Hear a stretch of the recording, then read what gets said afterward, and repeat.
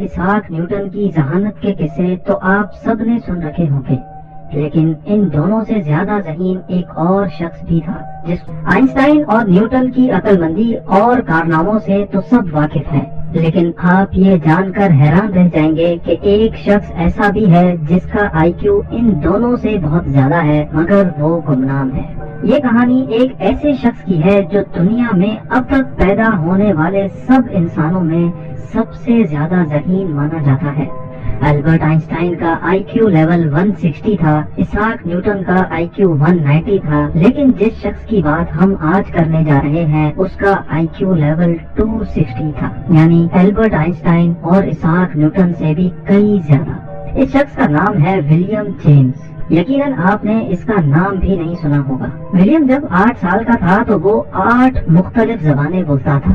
William 1898 میں امریکہ کے شہر نیو یارک میں پیدا ہوا۔ اس کے ماں باپ انتہائی ذہین لوگ تھے۔ ولیم صرف 18 مہینے کا تھا جب اس نے امریکہ کا مشہور اخبار نیو یارک ٹائمز پڑھنا شروع کر دیا۔ 8 سال کی عمر میں ولیم 8 مختلف زبانیں بولتا تھا جو اس نے خود اپنی مدد آپ کے تحت سیکھی تھی۔ صرف یہی نہیں بلکہ ولیم نے چھوٹی سی عمر میں ہی اپنی ایک زبان تخلیق کی جس کو اس نے وینڈر وڈ کا نام دیا۔ ولیم دنیا کا پہلا شخص تھا جسے بہت چھوٹی عمر میں ہی ہارورڈ یونیورسٹی میں پڑھنے کا موقع ملا۔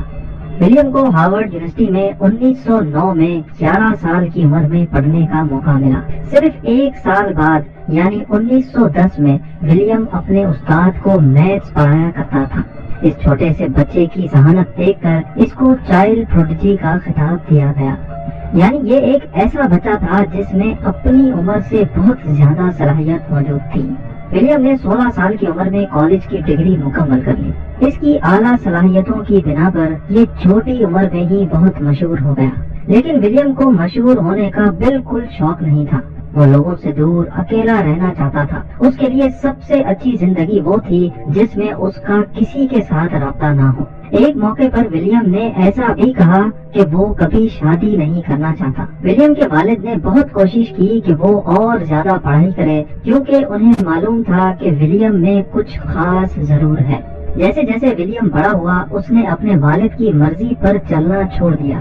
وہ جانتا تھا کہ اگر وہ آگے بڑھے گا تو لوگ اسے اور زیادہ جاننے لگیں گے، یہاں تک کہ اسی وجہ سے اس کی اپنے والد کے ساتھ شدید لڑائی بھی ہو گئی۔ لڑائی اتنی شدید تھی کہ ولیم کے والد کی 1923 میں وفات ہوئی تو وہ ان کے جنازے پر بھی نہیں گیا۔ گمنام رہنے کے لیے ولیم نے چھوٹی موٹی نوکریاں کی، لیکن اکثر ایسا ہوتا تھا کہ لوگ اسے پھر بھی پہچان لیتے تھے۔ وہی لوگ جو اسے پیار کرتے تھے اور اس کے بارے میں اچھی باتیں لکھتے تھے اب اس کے خلاف لکھنا شروع ہو گئے۔ ولیم نے ورلڈ وار 1 میں جنگ کے خلاف آواز اٹھائی جس کے نتیجے میں اسے 18 مہینے کی قید ہوئی، لیکن اس کے خاندان والوں نے اس کی بیل کروا لی۔ ولیم نے اپنی زندگی کا بقیہ حصہ تنہائی میں گزارا۔ اس کا اپنی فیملی کے ساتھ بھی کوئی رابطہ نہیں تھا، یہاں تک کہ اس نے اپنا پیٹ پالنے کے لیے لوگوں کے چھوٹے موٹے کام تک کیے۔ وہ انسان جو اپنی ذہانت سے بہت کچھ کر سکتا تھا، کچھ کیے بغیر صرف 44 سال کی عمر میں دنیا سے چل بسا۔